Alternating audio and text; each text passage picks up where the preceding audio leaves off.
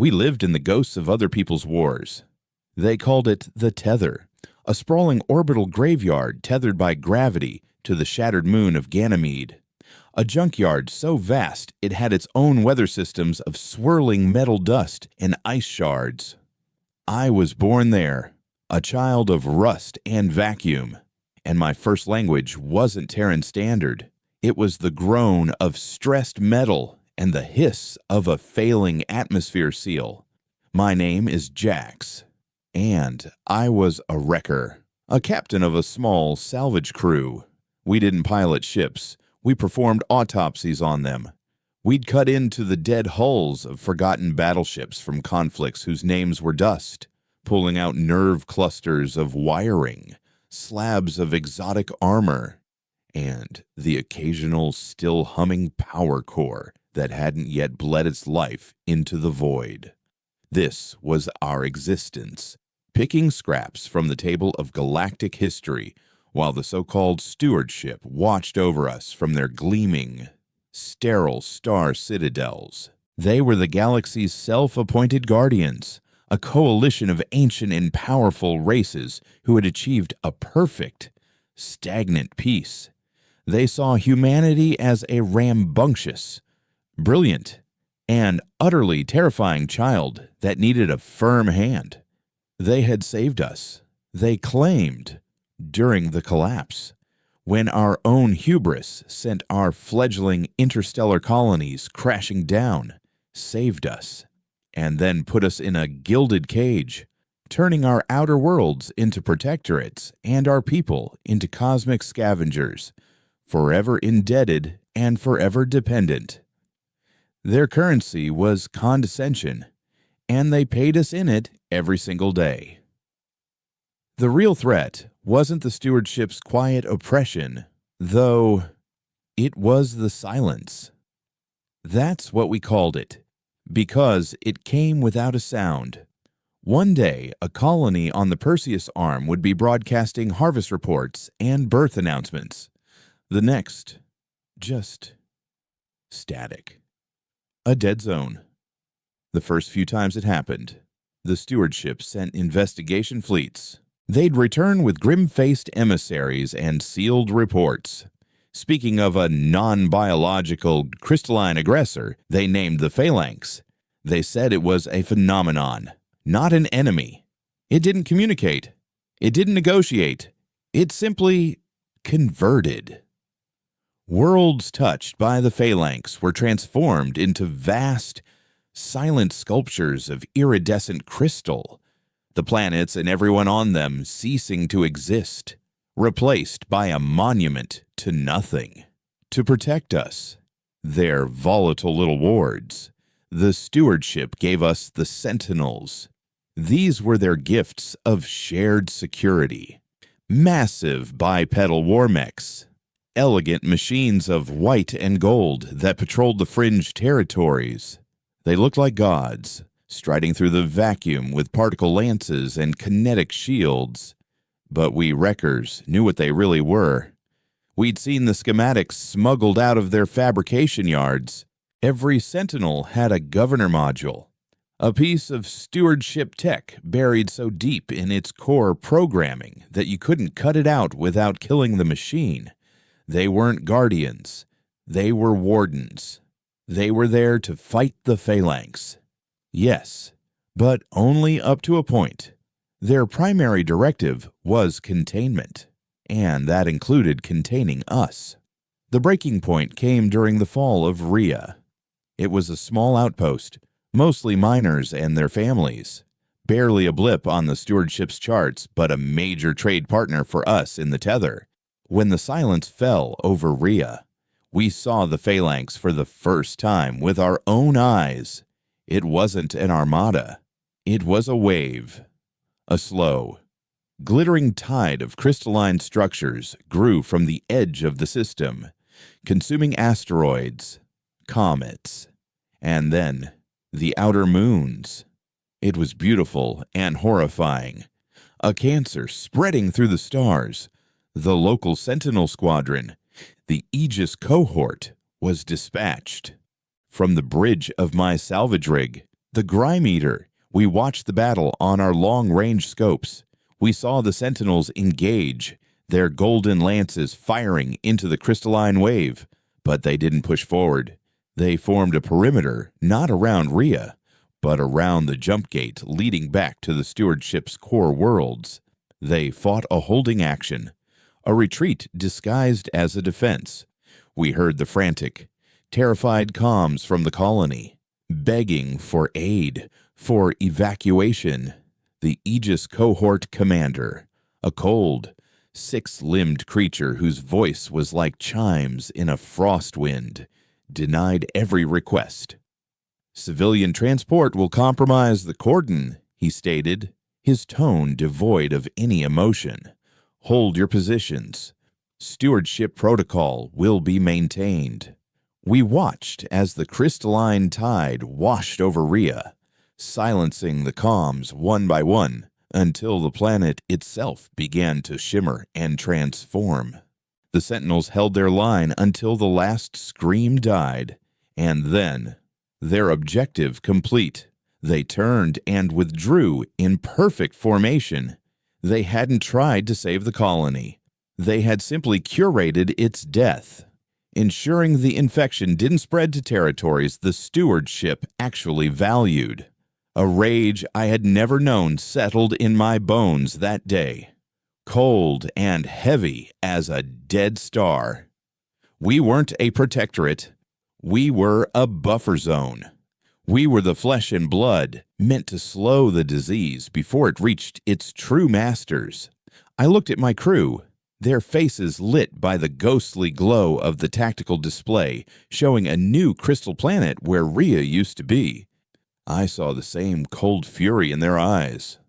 Old Man Hemlock, my engineer, a man whose knuckles were permanently scarred from fixing machines that should have stayed dead, just spat on the floor. They left him, he growled. Just left him to die. Lena, my co-pilot and sensor tech, who could read the energy signature of a dying ship like a musician reading sheet music, just closed her eyes, her face a mask of grief. That night, in the greasy, recycled air of the Grime Eater's mess hall, I pulled up a secret file, a legend whispered among only the oldest wreckers. It was a story about a place called the Maw, a rogue planetoid drifting in the chaotic mess of the Oort cloud, far from any stewardship patrol routes. The legend called it the Forge of a Forgotten God. For centuries, it had broadcasted a single, repeating data packet on a tightly focused, encrypted frequency. Most dismissed it as a natural anomaly, a pulsar mimicking a signal. But the old wreckers believed it was a key, a map, or a cry for help from a time before the stewardship, a time when humanity fought its own wars and built its own gods of metal. It's a suicide run, Hemlock said, looking at the data I'd decrypted. The signal was a set of complex navigational coordinates, laced with schematics for a unique type of energy signature, one that wasn't in any known database. It was a key, designed to be understood only by someone who thought in terms of energy flow and material stress. Someone like a wrecker. We don't have a ship that can make it that far. Jax, the Grime Eater's heart is strong, but she's a tugboat, not a deep space runner. We'd bleed out our core before we were halfway there.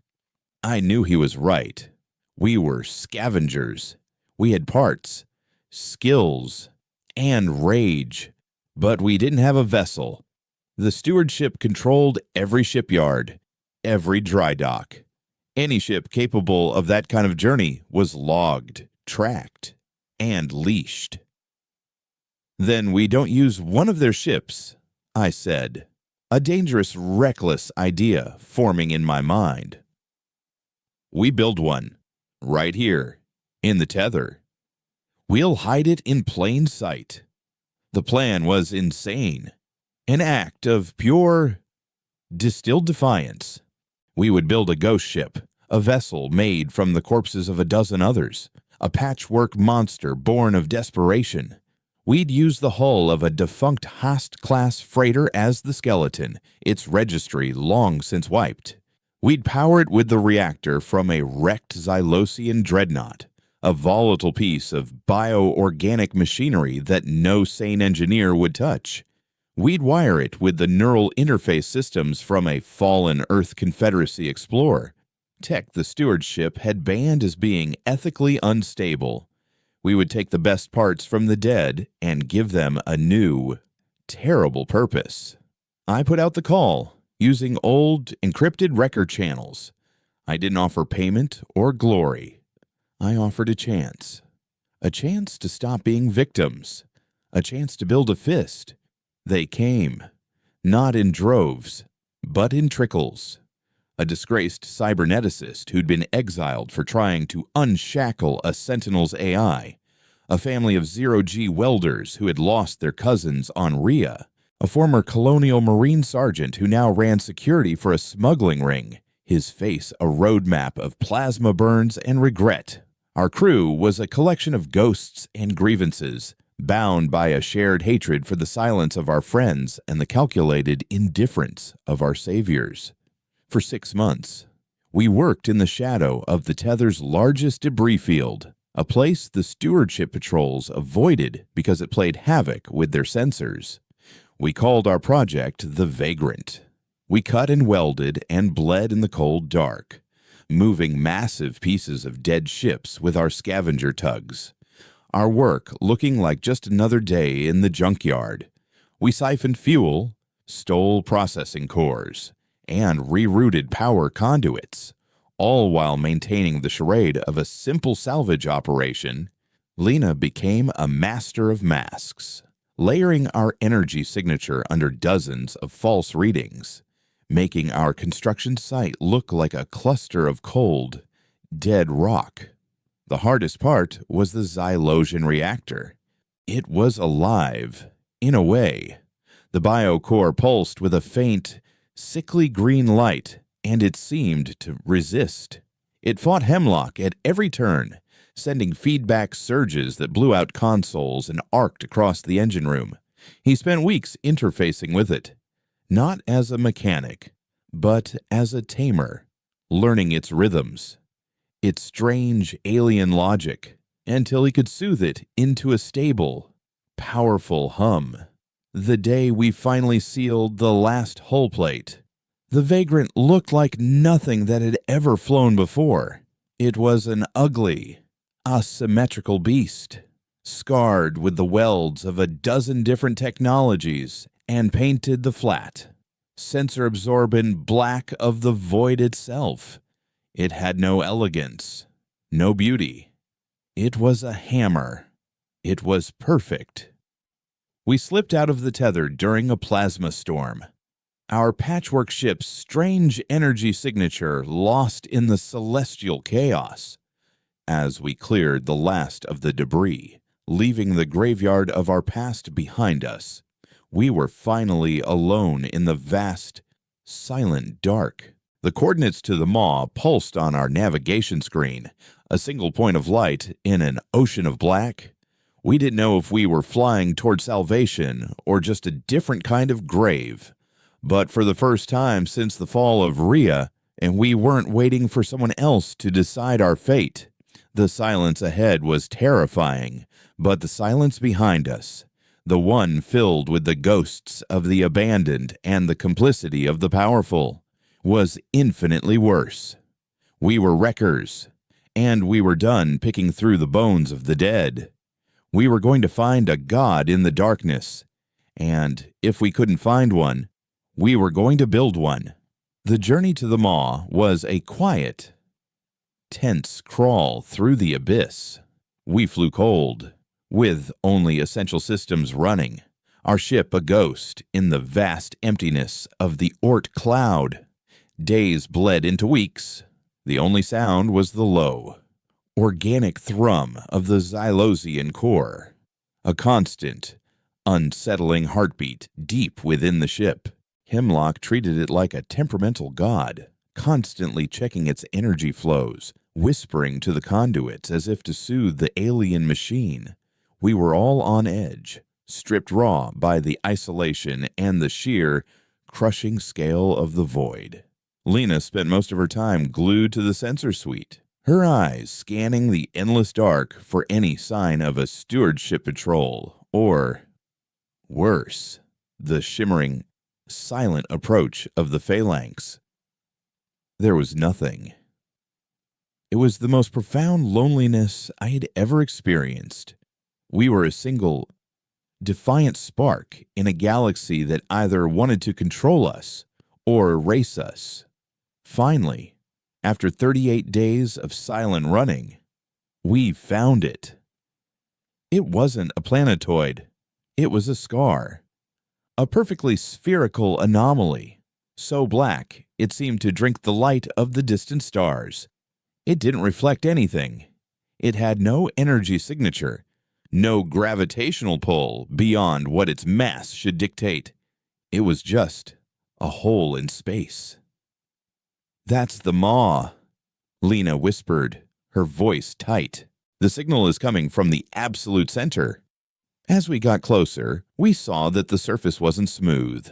It was covered in geometric patterns, lines and angles so precise they couldn't possibly be natural. It looked like the shell of some colossal, petrified machine.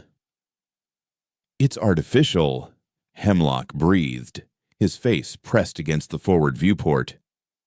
"The whole damn thing. It's a shell."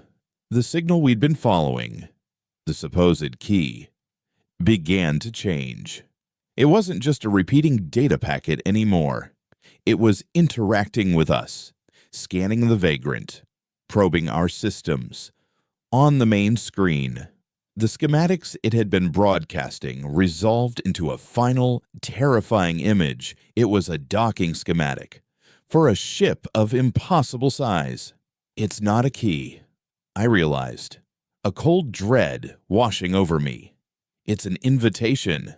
A section of the black sphere began to retract, enormous panels sliding away without a sound, revealing a cavernous opening large enough to swallow a fleet.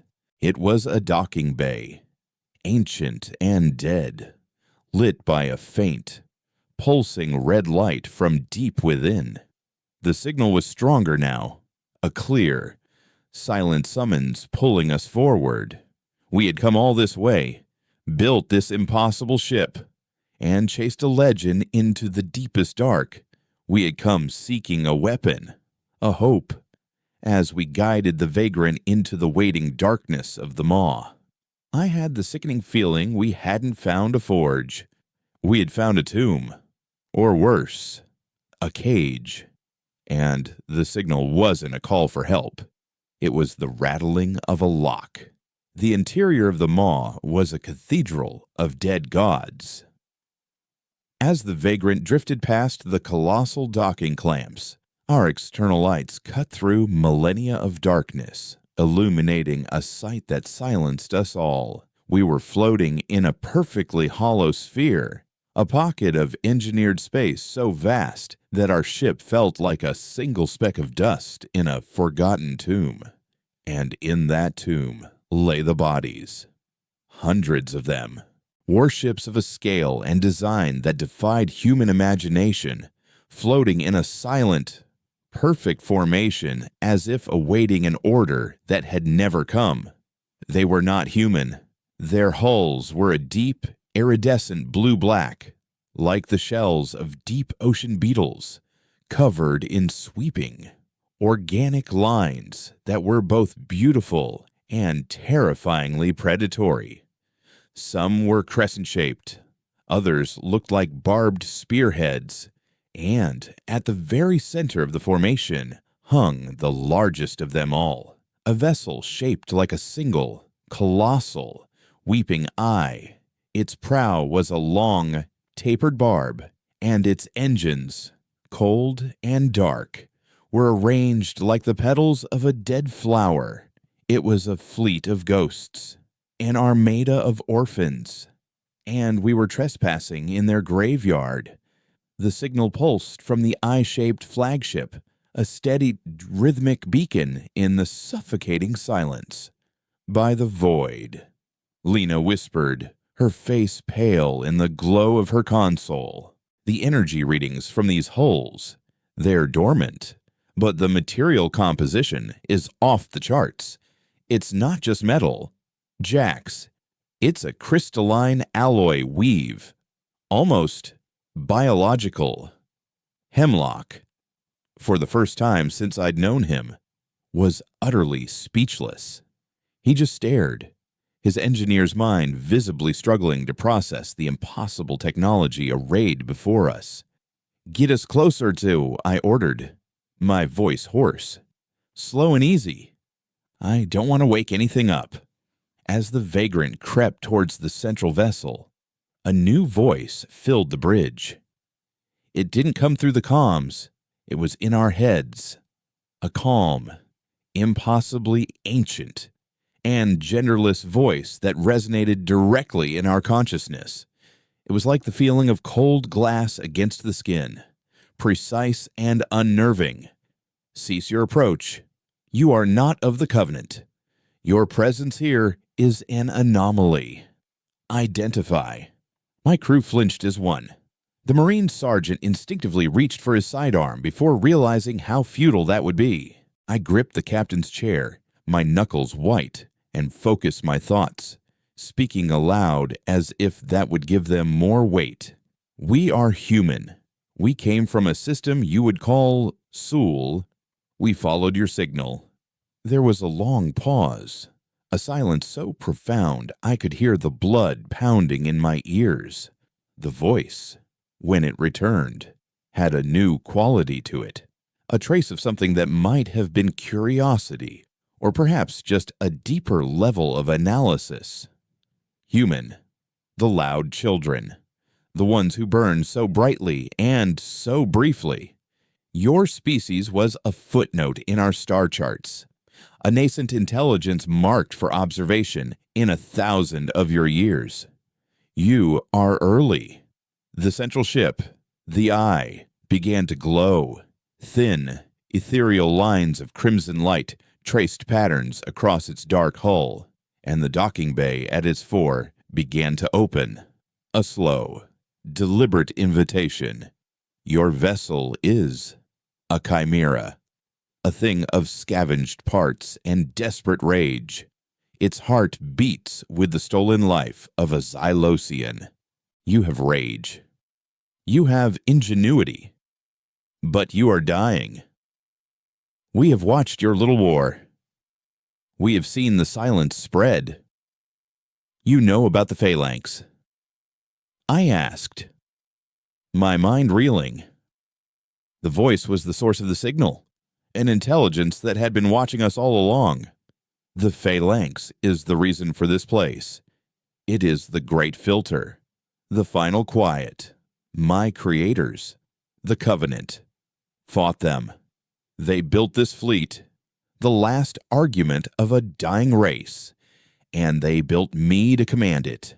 I am the warden of this forge, and this forge has been cold for 100,000 years. They did not win. They only failed. The hope that had carried us across the void curdled into cold dread. We hadn't found a secret weapon. We had found a monument to a greater failure than our own. We had found the tombstone of a race that had actually tried to fight the silence and had been erased for their efforts. For they seeded signals like the one you followed across the galaxy. The warden continued, its mental voice calm and dispassionate. Seeds of last resort, waiting for a species with the precise blend of desperation and technical aptitude to find them. Waiting for a species that was being consumed and was angry enough to do something about it. You are the first to arrive, the only ones. What is this place? I asked. What are these ships? This is the Aegis, the last sanctuary and the final weapon. And these ships are the Orphan Fleet. Every vessel here is a dreadnought, controlled by a single mind. But they are empty. Their pilots are dust. The neural interface technology required to command them was intimate. It required a symbiotic link, a merging of mind and machine. The crimson lights on the flagship pulsed brighter. I have the fleet, but I have no hands. I am a god with no believers, a mind with no body. For 100,000 years, I have waited and watched the silence grow. A silent warden in an empty hall. A new set of schematics flooded our screens, overriding the docking instructions. It was a diagram of a cockpit, but unlike any I had ever seen. There was no chair, no controls, just a cradle, a web of shimmering filaments designed to envelop a living being. It was a neural interface, but infinitely more complex and invasive than the crude human tech we'd salvaged. "What do you want from us?" I demanded, though I already knew the answer.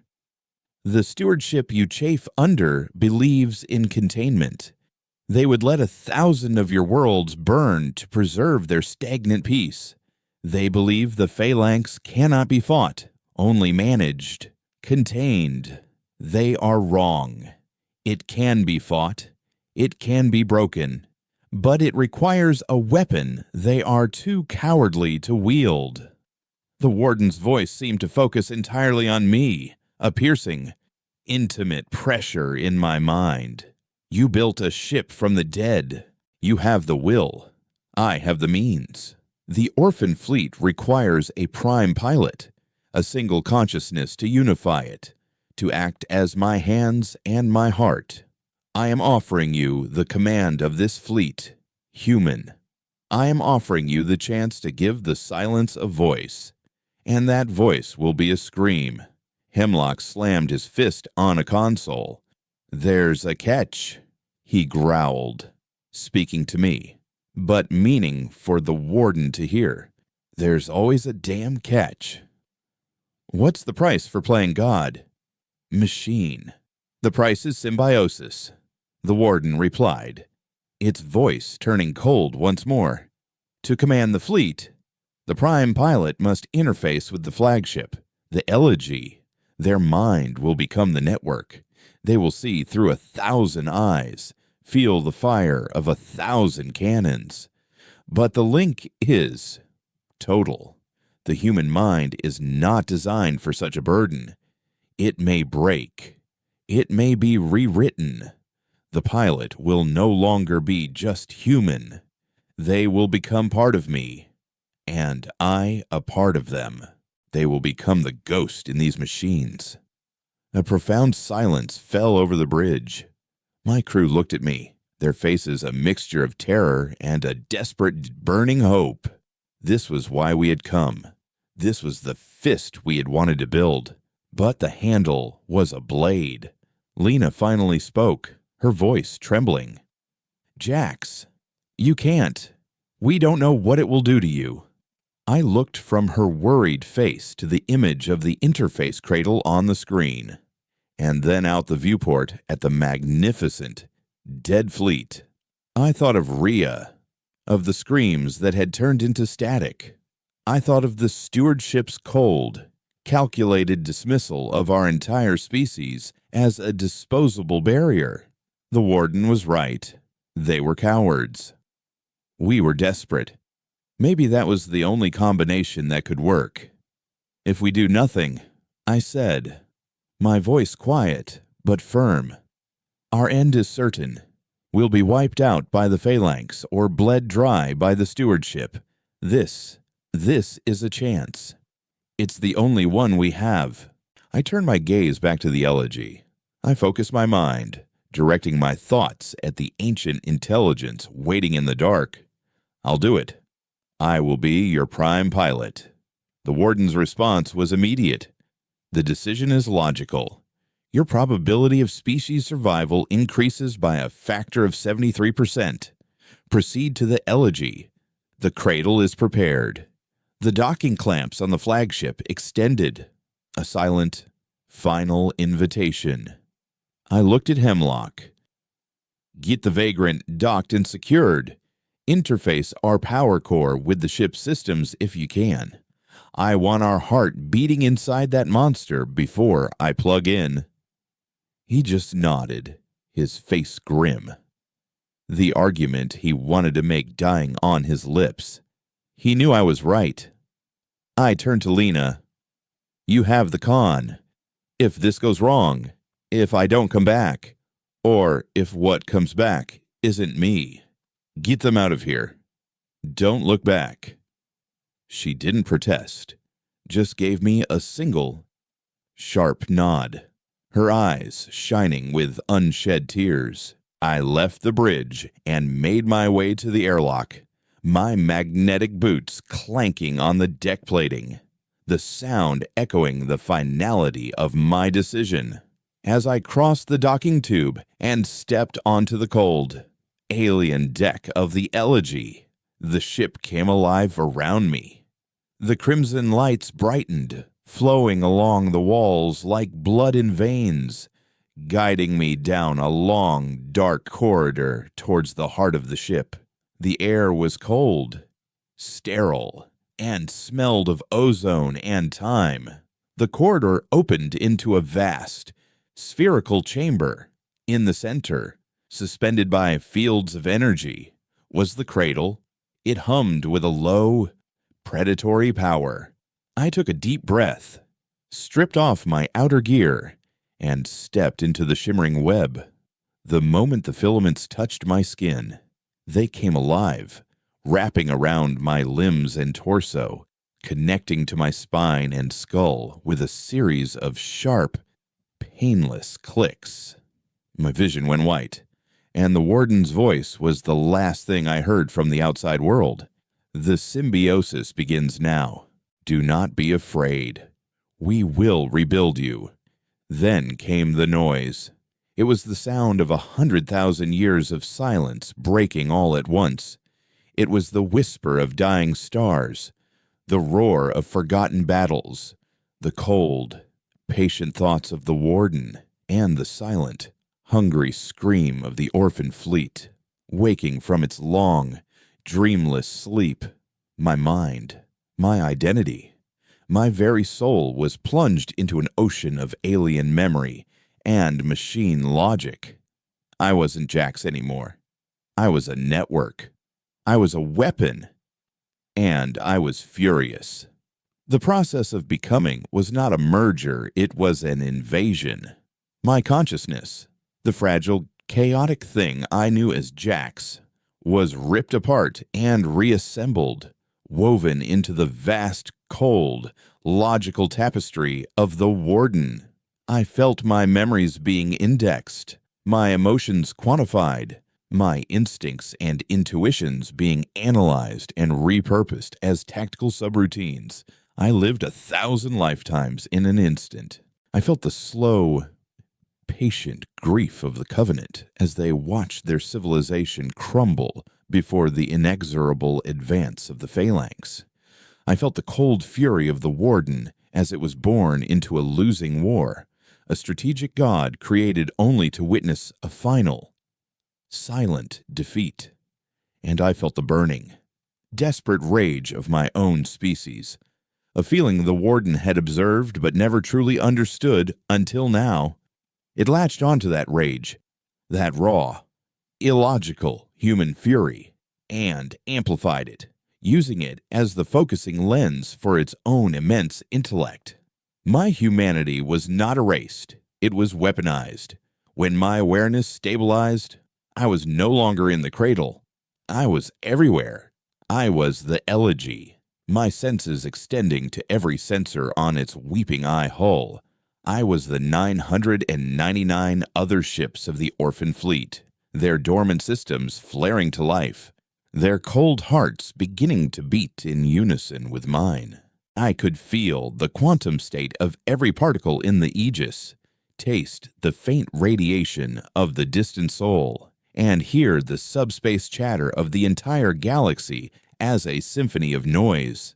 The Warden was still there, a separate but intertwined consciousness, a silent co-pilot in the cathedral of my new mind. The fleet is awake. It communicated. Its thoughts now seamlessly integrated with my own. Their systems are nominal. They await a command. The first thing I did was reach out to the vagrant. Through the Elegy systems, I could feel our little scavenger ship, docked like a remora to a leviathan, its Xylosian heart thrumming bravely in the dark. I sent a single clear thought to the bridge. Lena, Hemlock, I'm here. I'm okay. The relief that flooded back through the ship's comms was a warm, grounding sensation in the cold vastness of my new existence. Jax, by the black, is that you? Hemlock's voice was a rough anchor in the storm. We felt the whole damn fleet power up. What's happening? I focused, learning to modulate my new voice. It worked. I'm in command. All of them. They're mine. I could feel their awe, their fear, their hope. They were my crew, my family. They were the reason I had done this. And now, they would be the human heart of this ghost armada. My first act as the prime pilot was not one of war, but of creation. I sent a command to the Elegy's internal fabrication systems, facilities that had lain dormant for an eon. Nanites, silent and invisible, began to swarm within the flagship, reconfiguring a section of the vast, empty vessel. I was building a new bridge, a human bridge, right next to the cradle that held my body. I replicated the layout of the Grymeter, from the scarred deck plates to the flickering auxiliary light panels.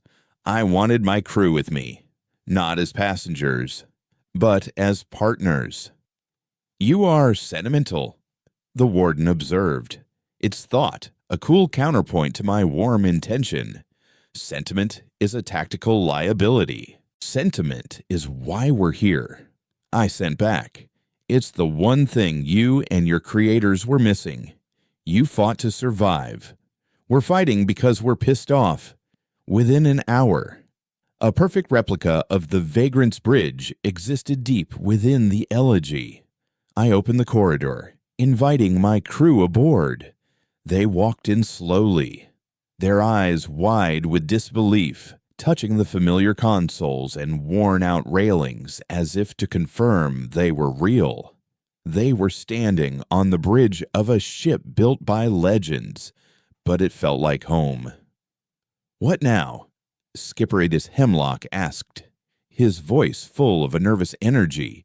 He was looking at the main view screen, which now displayed not the inside of the maw, but a real-time tactical map of the entire galaxy, a shimmering web of stars and influence. I focused my will, and a section of the map expanded, centering on the Perseus Arm, on the territory patrolled by the stewardship. I highlighted a system Tartarus, a desolate rock, but strategically vital. It was the location of a major stewardship listening post, a sensor station that monitored the fringe territories, our territories. It was also less than a day's jump from a newly formed phalanx incursion. The stewardship had, as expected, established a cordon, sacrificing the outer mining colonies to protect their station. They were curating another death. "Now," I said, my voice echoing from the bridge speakers, a fusion of my own tone and the warden's cold resonance. We introduce ourselves, a command, as natural as a thought, shot through the orphan fleet. 999 warships moved as one, their engines igniting for the first time in 100,000 years, not with a roar, but with a silent, terrifying release of gravitational energy. The very fabric of space around the Aegis seemed to warp and twist. Lena gripped her console, her knuckles white. "Jax, What kind of drive system is this? It's not jump space. It's folding space. The physics are impossible. The Covenant did not travel through space. The Warden's thought echoed through my own. They bent it to their will. They were architects of reality. I focused on the coordinates for Tartarus, and with a collective, silent scream of tortured physics, the Aegis and the entire Orphan fleet vanished from the Ort cloud. The transition was instantaneous and brutal. We didn't fly. We arrived. One moment we were in the deep dark. The next we were hanging in the void on the edge of the Tartarus system. The fleet, in its perfect, silent formation, materialized from nothing. 1,000 predatory shapes against the swirling dust of the Tartarus nebula. The effect on the local stewardship forces was immediate and catastrophic.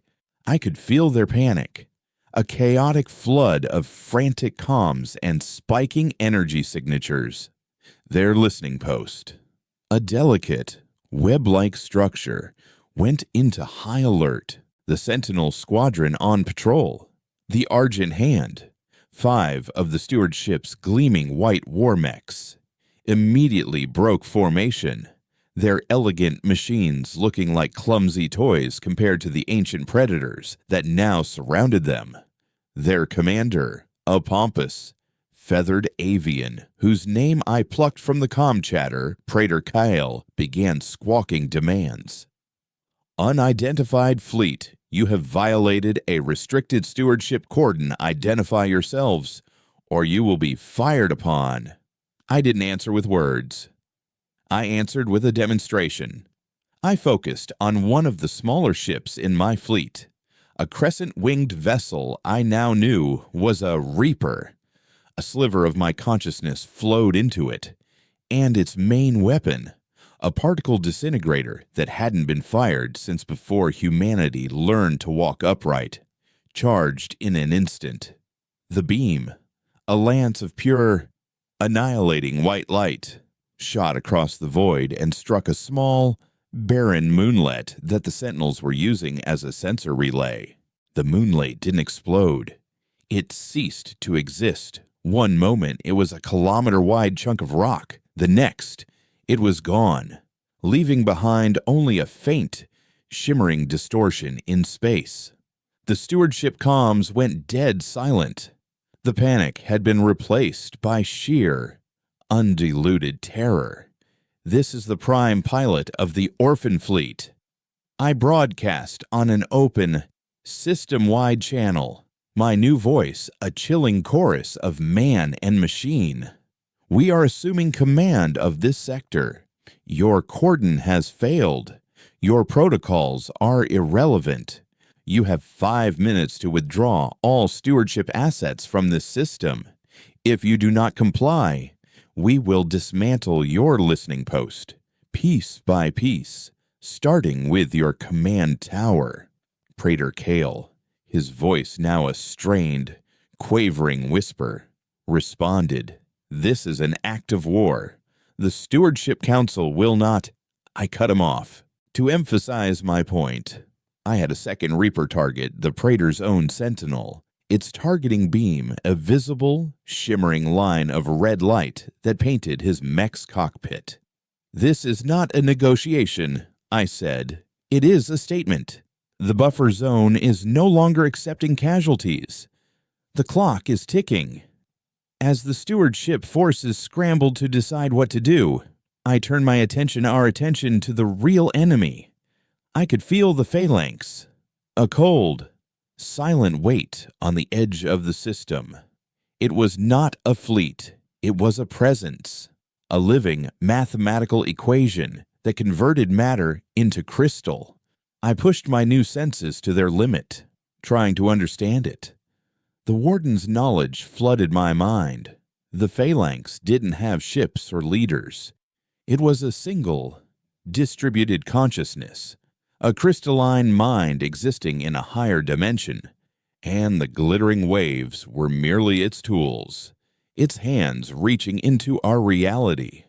It didn't conquer, it harmonized. It saw the chaos of life as a dissonance, a flaw in the universe's mathematics, and it was simply correcting it. It was the ultimate order, the final perfect silence, and it was heading for a small cluster of mining outposts, the very colonies the stewardship had left to die. "Lena," my voice commanded on the human bridge, "I'm sending you the Phalanx's energy signature. Can you find a resonant frequency? A vulnerability?" Lena's fingers flew across her console, the new alien system seeming to respond to her intuitively. "It's not an energy field, Jax. It's a resonance cascade, a harmonic frequency that rewrites matter at a quantum level. It's like it's singing the universe a different song. I can't find a counter frequency because it's not emitting energy. It's defining reality." "She is correct," the warden affirmed in my mind. "You cannot fight a song with silence. You must sing a louder, more discordant song. Louder, more discordant." My human mind, my wrecker's soul, seized on the idea.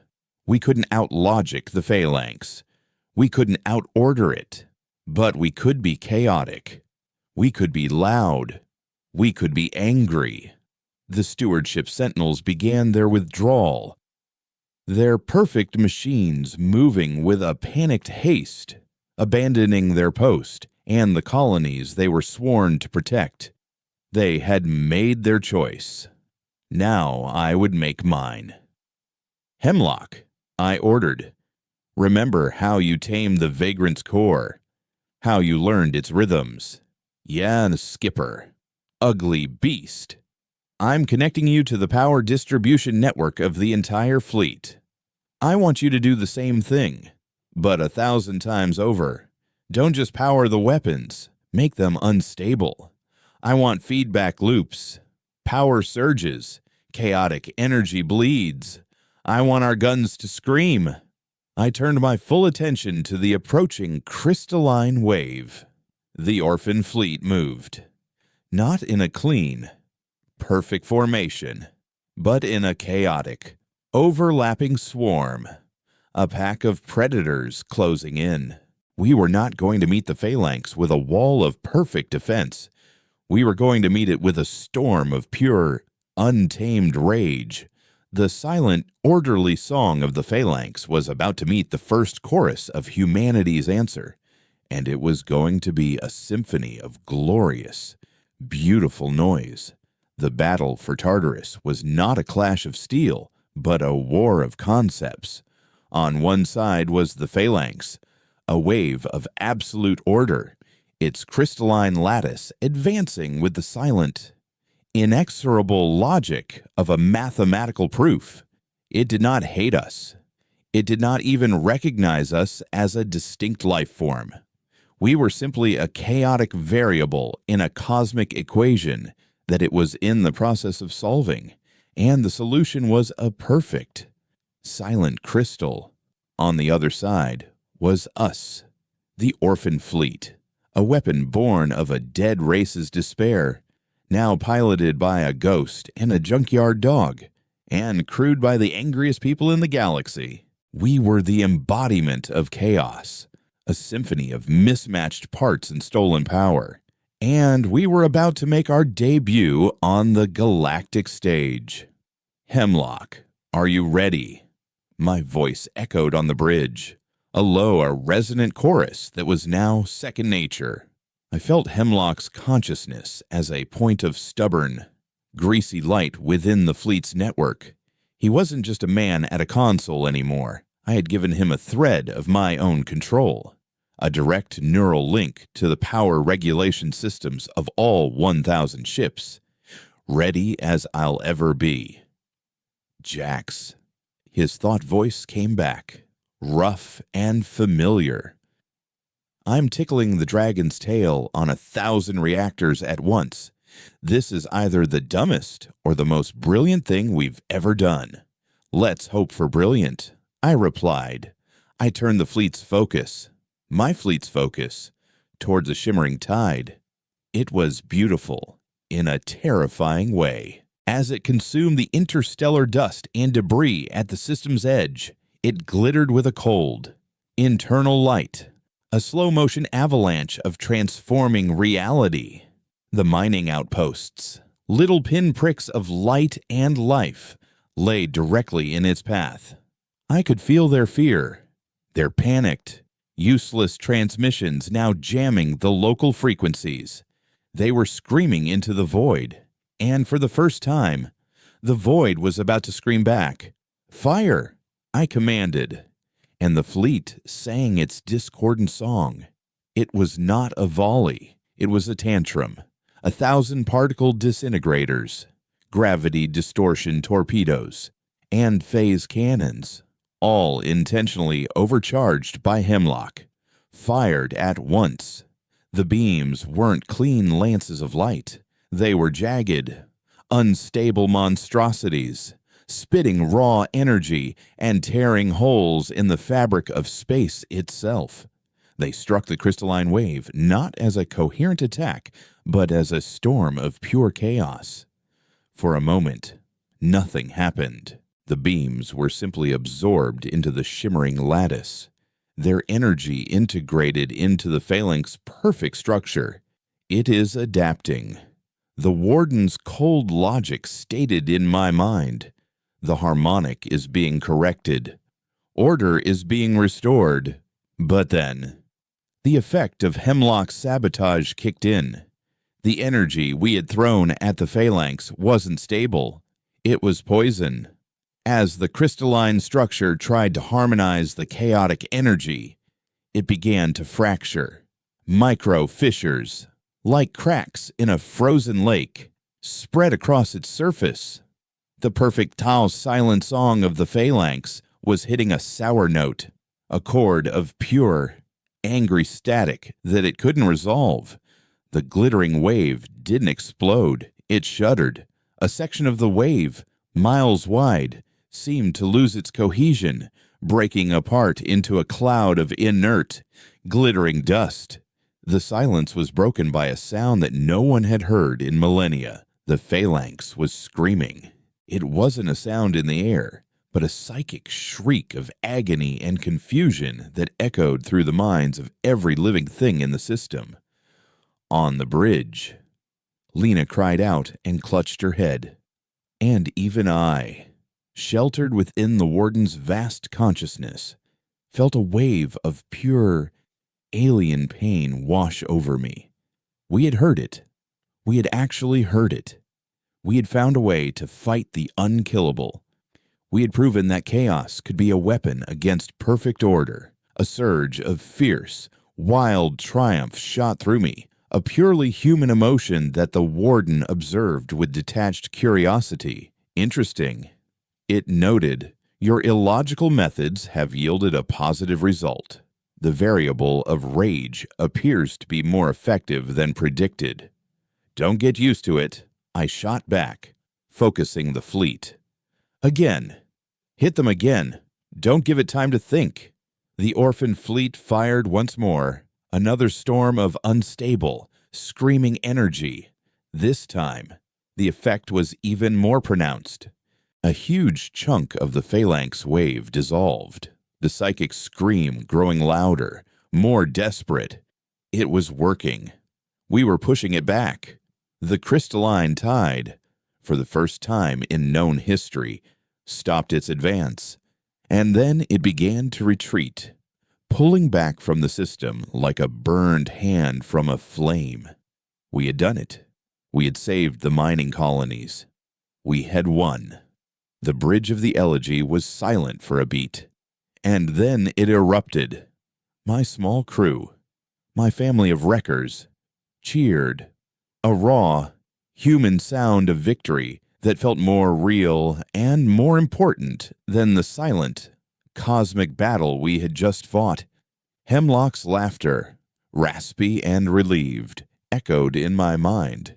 We kicked the hornet's nest, Skipper, and it flew off. But the victory was short-lived.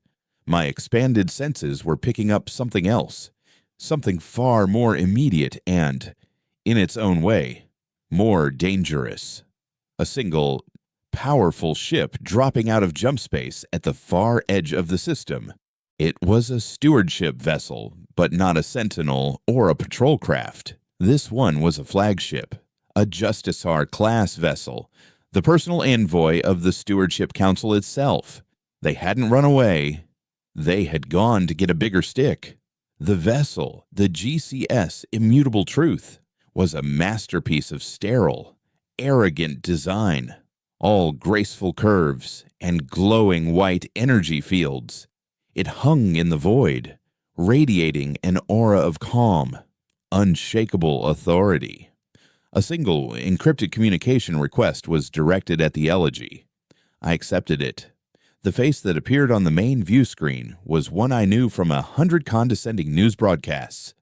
It was High Emissary Thrax, a member of the ancient, energy-based race that had founded the stewardship. He appeared as a shimmering, vaguely humanoid figure of pure white light.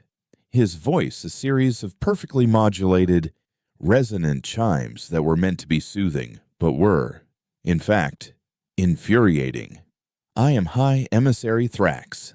The light being chimed. You are in command of the anomaly that has illegally entered stewardship space and engaged a Class 5 phenomenon. By what authority do you act? I let the silence hang for a moment before I responded, letting my voice carry the full weight of the warden's ancient coldness and my own fresh contempt. By the authority of a species that is tired of being used as a speed bump, we act on the authority of Rhea, of Pallas, and of every other colony you curated into a crystal tomb. We are the authority now. Thrax's light form seemed to flicker, a sign of agitation. Your actions are unsanctioned and reckless. You have provoked the phalanx. You have destabilized a carefully managed quarantine zone. You do not comprehend the forces you are meddling with. We comprehend them just fine, I countered. We comprehended them enough to make them turn tail and run, something your carefully managed quarantines have never accomplished. We have a weapon that can fight them, which means you have a choice. You can get out of our way and let us do the job you've been failing at for centuries, or you can try and stop us. Thrax was silent for a long moment. I could feel the silent, furious debate happening on his ship, the flood of data being sent back to the stewardship core worlds. They were analyzing us, trying to understand the impossible fleet that had appeared from nowhere and done the impossible. Your existence is a threat to galactic stability. Thrax finally chimed, his voice losing its soothing quality and gaining a hard, metallic edge. An unknown fleet, commanded by an unstable, primitive species, wielding a power you cannot possibly control. We cannot allow this. The orphan fleet must be decommissioned. You will surrender your vessels and your pilot and submit to stewardship oversight. I laughed. The sound, amplified through the elegy speakers, was a harsh, grating thing. A mix of human mirth and machine noise. Let me get this straight. We just single-handedly saved thousands of lives and pushed back a threat you've done nothing but run from. And your response is to demand our surrender. You're not worried about the phalanx. You're worried about us. You're worried because for the first time in centuries, humanity has a weapon that isn't on a stewardship leash. You are a child holding a plasma cannon, Thrax said, his form glowing brighter. And we are the adults who are about to take it away before you burn the house down. This isn't your house anymore, I shot back. We're done being your tenants. We're tearing up the lease. I cut the communication. The bluff had been called. The choice had been made. "They're going to fight," Lena said, her voice low and tense. "All our readings show they're charging their main weapon. The Just-Car-class vessel is a formidable opponent," the warden noted in my mind. "Its primary weapon is a temporal distortion cannon. It does not destroy a target. It erases it from the timeline. It is a weapon of absolute certainty, a weapon that erases things from time. The ultimate tool of a stagnant, cowardly empire that valued order and stability above all else.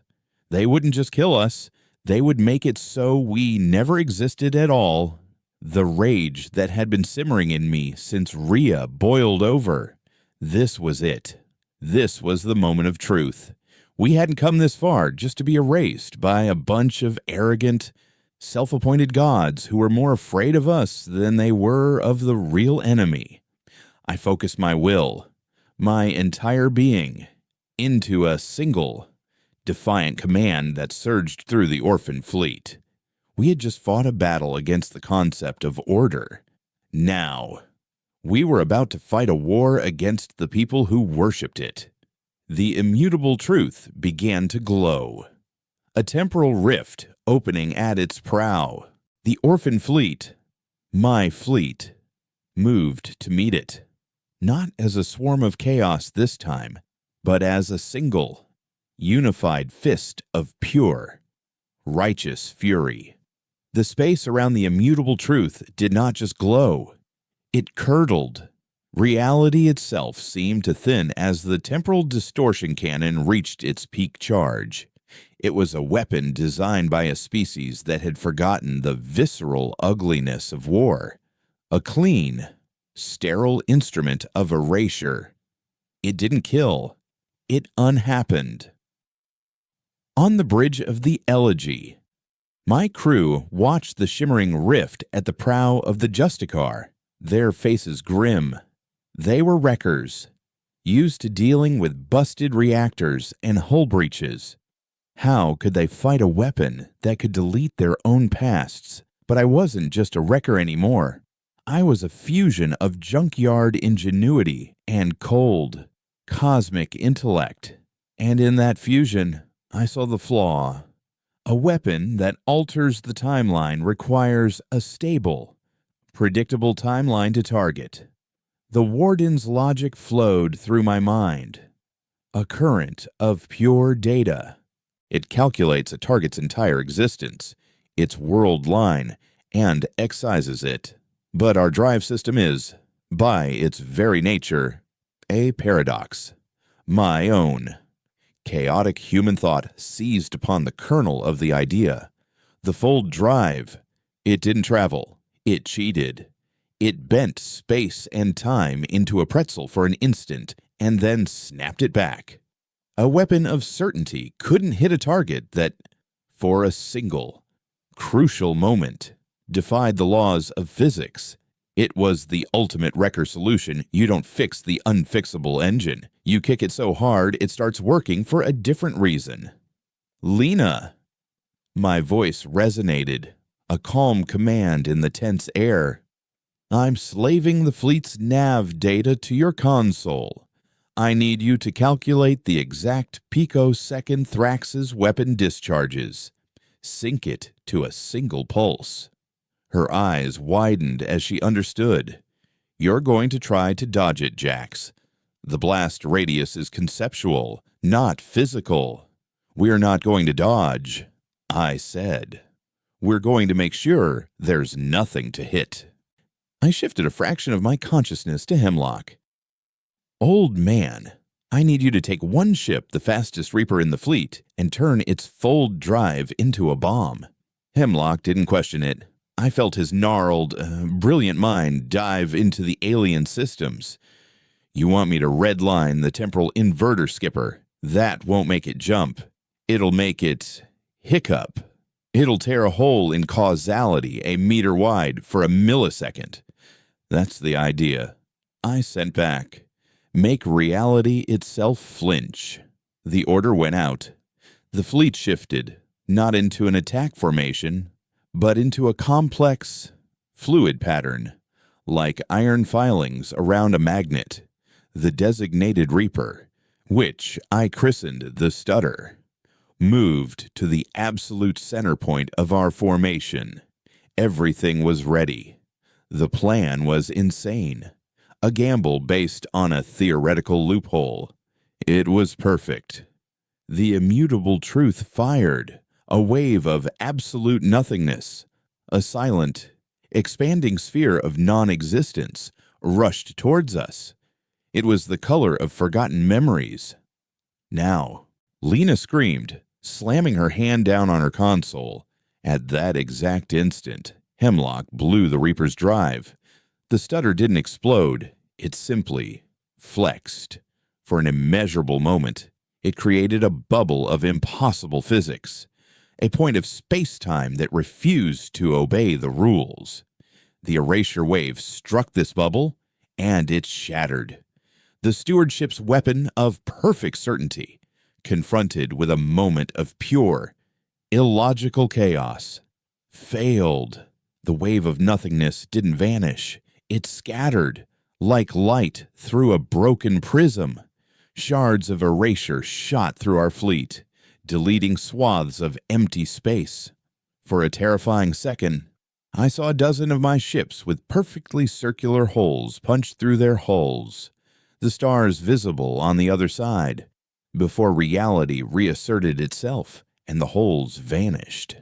The backlash hit the immutable truth like a physical blow. Its temporal cannon, its beautiful sterile weapon, overloaded catastrophically.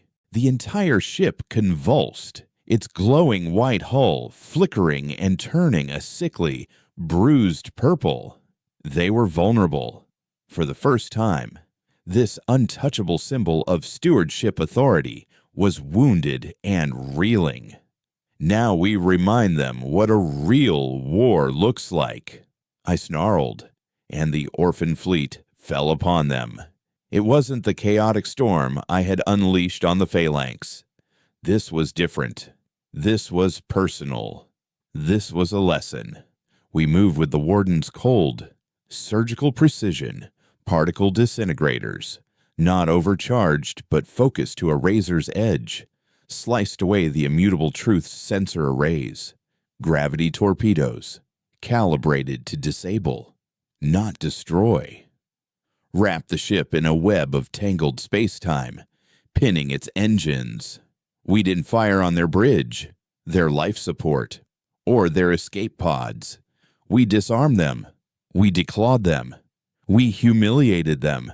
We took their perfect, beautiful symbol of authority and turned it into a piece of drifting, helpless junk, a wrecker's masterpiece. The entire battle had lasted less than a minute. In the silence that followed, I opened a channel to the crippled Justicar. Thrax's shimmering form appeared on the screen, but it was diminished, flickering weakly. The arrogant light of the High Emissary had been reduced to a guttering candle. He was silent. There was nothing left to say. "Your truth is a lie," I told him, my voice the cold, quiet sound of a new reality dawning. "You built an empire on the myth that you are the only thing holding back the dark, but you are not the wall. You are just the writing on it. You have been replaced." I paused, letting the weight of his failure settle in the space between our ships. "Go back to your council. Tell them the children you abandoned have grown up. We are no longer your buffer zone. We are the front line. The war for survival has a new army, and you are not in it. Stay out of our way. That is the only warning you will get." I cut the transmission and turned the fleet away from the broken flagship. We left it there, a monument to a fallen ideology, a warning that the age of stagnant peace was over. The age of humanity had begun. On the bridge of the elegy, my crew was quiet. The elation of victory was tempered by the terrifying scale of what we had just done. We had declared war on the most powerful entity in the galaxy. We were alone. 1,000 ghost ships and a handful of wreckers against an empire. But we were not afraid. We had faced oblivion and made it blink. "What now, Jax?" Lena asked, her voice soft. I looked at the galactic map shimmering on the view screen. The small victory at Tartarus was just that small. The glittering stain of the phalanx was still there, a cancer growing in the dark. But now, it had a predator. It had an enemy that understood chaos. My physical body was still suspended in the cradle, a pale, sleeping ghost in the machine. But I had never felt more alive. My consciousness, once a single, fragile point, was now a nova of purpose, spread across 1,000 warships. I was still Jax, the wrecker who hated the silence, but I was also the warden, the ancient mind that would ensure the silence never won. We were something new, a fusion of rage and logic, of desperation and power. We were the Orphan Fleet. "Now," I said, my voice filling the bridge, filling the minds of every soul who followed me. "We hunt." I focused my will, and the entire fleet, moving as a perfect predator, turned toward the deepest, darkest quadrant of the galaxy, where the phalanx presence was strongest. We folded space, vanishing from Tartarus in a silent, gravitational scream.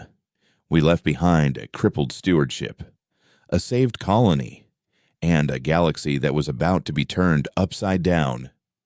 We were born in a graveyard of dead ships, but we would not die in one. We were the ghosts, the orphans, the angry children of a species that refused to go quietly into the long silence. The galaxy had forgotten what humanity was capable of. It was our job to remind them. The hunt was on.